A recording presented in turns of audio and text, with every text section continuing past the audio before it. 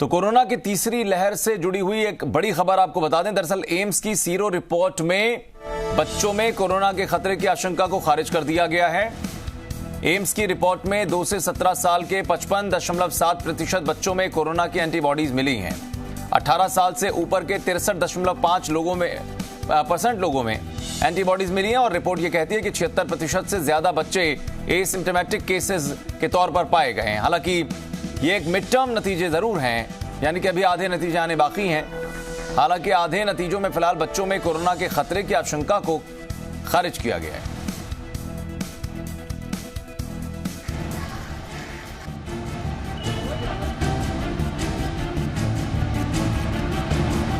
देश में दूसरी लहर का असर अब कम होने लगा है।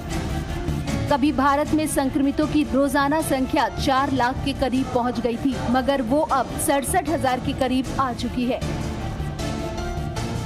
लेकिन दूसरी लहर का डर ऐसा है कि हर कोई कोरोना की तीसरी लहर को लेकर चिंतित है। पहली लहर में बुजुर्ग और दूसरी लहर में युवा सबसे ज्यादा संक्रमित हुए। ऐसे में अब तीसरी लहर में बच्चों के संक्रमित होने की खबरों ने माँ बाप को परेशान कर दिया है। माता पिता के मन में 2 सबसे बड़े सवाल उठ रहे हैं कि क्या तीसरी लहर सचमुच बच्चों के लिए घातक साबित होगी, और दूसरा सवाल ये कि अगर तीसरी लहर में बच्चों के संक्रमित होने के ज्यादा आसार हैं, तो फिर अस्पताल इसके लिए कितने तैयार हैं। लेकिन चिंता के बादलों के बीच एम्स की सीरो सर्वे रिपोर्ट ने बड़ी राहत दी है। इस रिपोर्ट में विशेषज्ञों ने कहा कि जिन इलाकों में संक्रमण दर ज्यादा रहा, वहाँ बच्चों में भी एंटीबॉडी बने हैं। जहाँ पर भी हमने किया है भारत के विभिन्न क्षेत्रों में, वहां से ये पिक्चर निकल के आ रही है कि जो पैंडेमिक है इसने एडल्ट्स को और बच्चों को एक समान रूप से, लगभग एक समान रूप से प्रभावित किया है। एंटीबॉडीज बच्चों में भी बनी है और एडल्ट्स में भी बनी है। तो आगे अगर कोई भी वेव आ रही है तो केवल बच्चों को अफेक्ट नहीं करेगी, बड़ों को भी अफेक्ट करेगी। कोई भी तीसरी वेव आने की संभावना ऐसे क्षेत्रों में जहां हाई सीरो पॉजिटिविटी है अभी हाल फिलहाल के लिए नहीं है। अगर वायरस म्यूटेट कर जाता है, इस इम्यूनिटी को स्केप कर जाता है, तभी इस चीज की संभावना बनती है।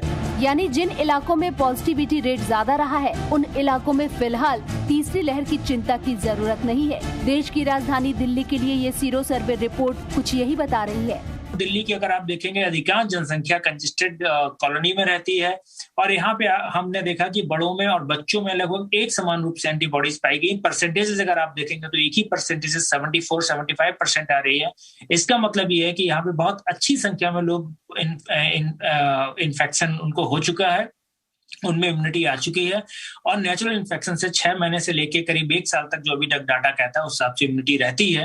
तो मुझे लगता है कि बहुत जल्दी ऐसे इलाकों में जहां इतना हाई पॉजिटिविटी रेट है, कोई भी तीसरी लहर या थर्ड वेव आने की संभावना नहीं है। जहां पर सीरो पॉजिटिविटी कम है वहां पर जरूर तीसरी लहर आ सकती है।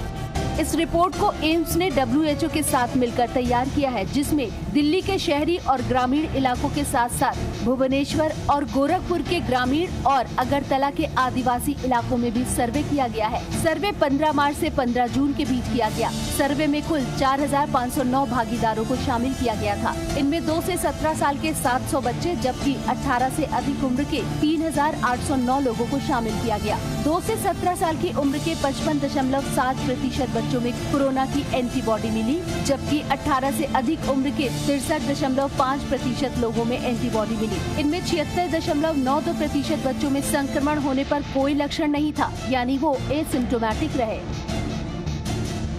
यानी कोरोना की दूसरी लहर ने बच्चों को भी प्रभावित किया है और ये देखा जा रहा है कि बच्चों में बड़ों के साथ साथ एंटीबॉडी बनी है। ये सर्वे रिपोर्ट निश्चित ही हर माता पिता के माथे पर बनी चिंता की लकीरों को कम करेगी, लेकिन रिपोर्ट तैयार करने वाली विशेषज्ञों ने इस बात से इनकार नहीं किया कि अगर वायरस ने खुद को म्यूटेट किया तो ये इम्यूनिटी को बाईपास करेगा और लोग संक्रमित हो सकते हैं, और इसलिए जरूरी है कि कोरोना गाइडलाइन का पालन करते रहे, कर्फ्यू में मिली छूट का गलत इस्तेमाल न करें और जितनी हो सके सावधानी बरतें। ब्यूरो रिपोर्ट, जी मीडिया।